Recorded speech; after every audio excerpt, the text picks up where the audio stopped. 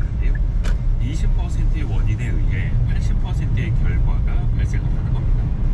경제학자 빌프레도 파레토가 이탈리아에서 20%의 사람들이 80%의 부를 소유하고 있는 현상을 관찰하면서 유래됐다고 하는데요. 상위 20% 고객에 의해 매출 80%가 일어난다거나 잘 나가는 제품 20%가 매출의 80%를 차지한다거나 20%의 문제가 전체 분량의 80%를 초래한다는 게 그 이해가 될 수 있을 겁니다. 중요도 높은 곳에 자원을 먼저 비중 있게 투입하고 중요도에 따라서 우선순위를 설정해서 실행하고 불필요한 노력을 배제해서 자원 낭비를 줄이는 게 중요하다는 걸 단적으로 보여주기도 합니다. 작은 것이 큰 것을 움직입니다. 우리에게 중요한 작은 것이 무엇인지 그걸 파악하고 집중하는 게 효율성을 극대화해 줄 겁니다. 성공 예감 이대호입니다. 시작합니다.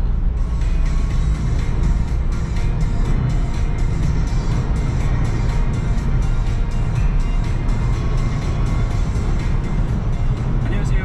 이대호입니다.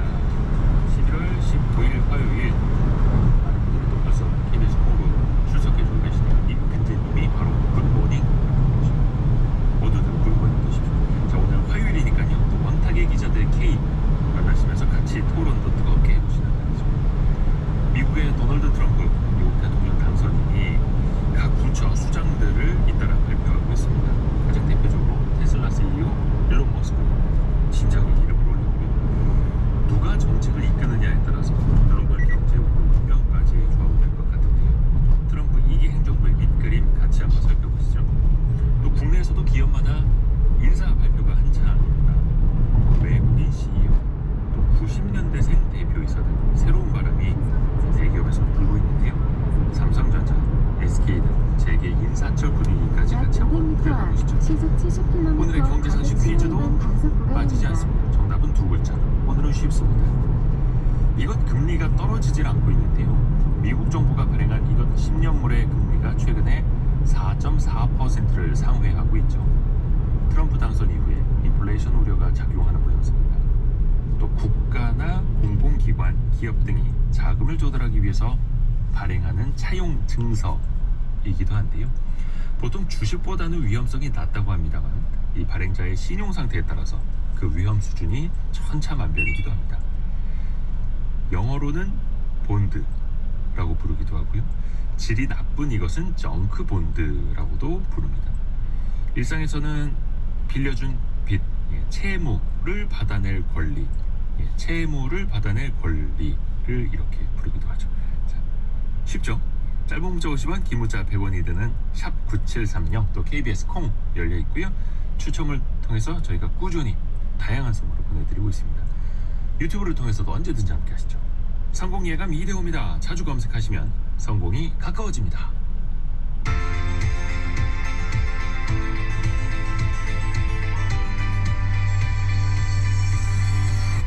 KBS 1라디오 성공예감 이대호입니다. KBS 콩으로 누가 국채라고 오답을 쓰시니까 다 따라서 쓰고 계십니다. 안 됩니다. 컨닝이 잘못됐습니다. 국채는 국가가 발행한 이것 쓰죠. 자, 오늘의 경제 뉴스 참 좋은 경제연구소 이인철 소장과 함께합니다. 소장님 안녕하세요. 네, 안녕하세요. 증시 상황부터 짚어주실까요? 네, 뉴욕 증시가 새벽에는 혼조세로 마감을 했습니다. 다우지수가 소폭 내렸습니다. 네. 0.13%. 나스닥과 S&P 500 지수는 0.6%, 0.39% 가까이 올랐는데요. 대선 이후에 가속화됐던 트럼프 랠리가 좀 지난주부터 소강 상태를 보이고 있습니다. 하루 일상의 금리나 속도 조절 완급 이후에 숨고르기 양상을 보이고 있는데, 사실 이번 주 최대 관심사는 현지 시간 20일 발표되는 인공지능 칩 대장주 엔비디아 실적 발표인데요. 실적 발표 앞두고 엔비디아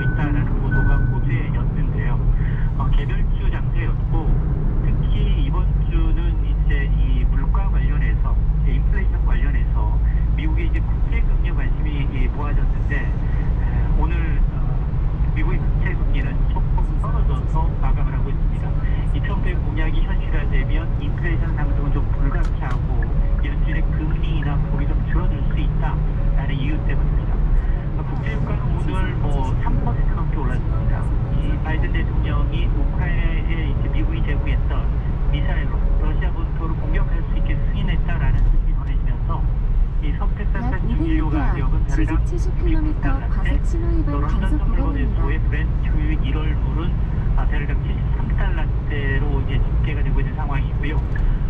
조금 전 이제 개장한 국내 증시는 일단 뭐 소폭 상승과 하락, 부업권에서 움직임을 보이고 있는데요. 가장 관심을 모으고 있는 게 삼성전자인데 삼성전자는 한 200원 정도 오름세를 보이고 있고 SK하이닉스는 지금 엔비디아를 감소하고 있습니다. 2,000원 넘게 떨어지고 있습니다. 최근에 조금 사고다발 하락세는 지역입니다. 진정이 되고 있습니다만 코스피는 그래도 2,400선, 코스닥은 680선, 700포인트, 2,500포인트 여기를 넘어가지 못하고 국내 증시에서 또 반대 매매가 약 다시 늘고 200m 있다고요. 앞 시속 70km 단속 주시장 구간입니다. 변동성이 커지니까 이른바 이제 비트로 인한 반대 매매가 늘고 있습니다.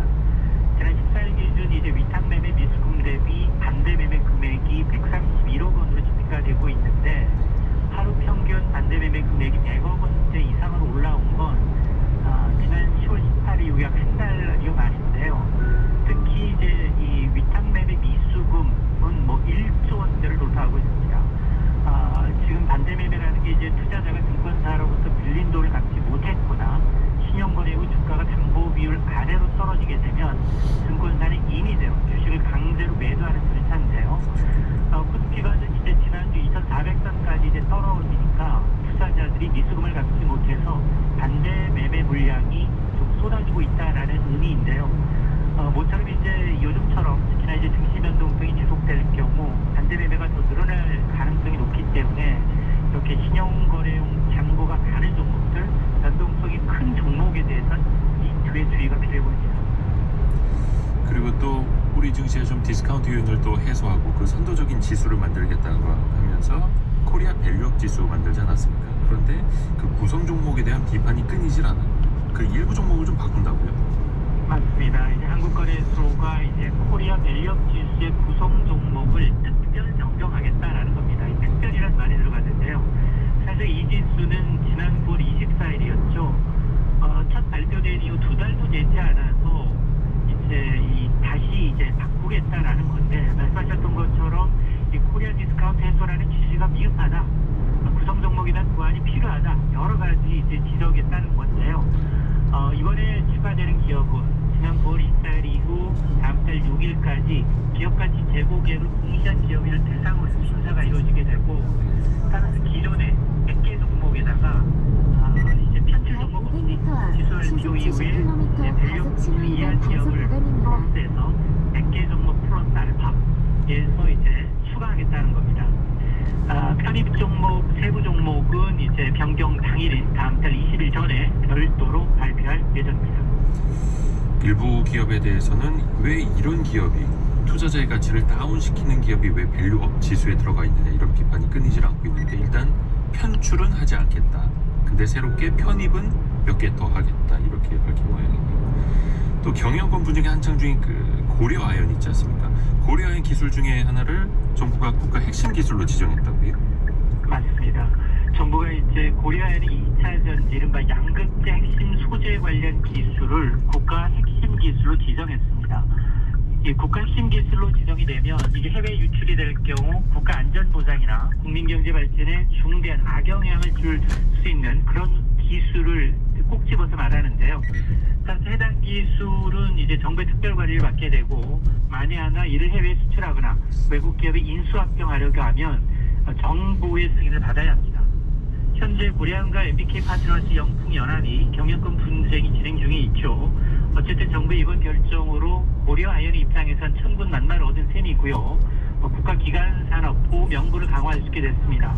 하지만 MBK 파트너스 측도 중국 메가설에 대해서 국가기관 산업인 고려아연을 중국에 팔 의도도 팔지도 않겠다라고 이제 재차 강조하고 있는데요. 그러나 이 사모펀드 입장에서 인수한 기업을 일정한 기간 이후에 매각해야만 의미가 있는데 이를 인수한 후보군이 줄어들 수밖에 없는 만큼 경영권을 노리고 있는 MBK 측에는 다소 부정적이라는 시각이 우세합니다.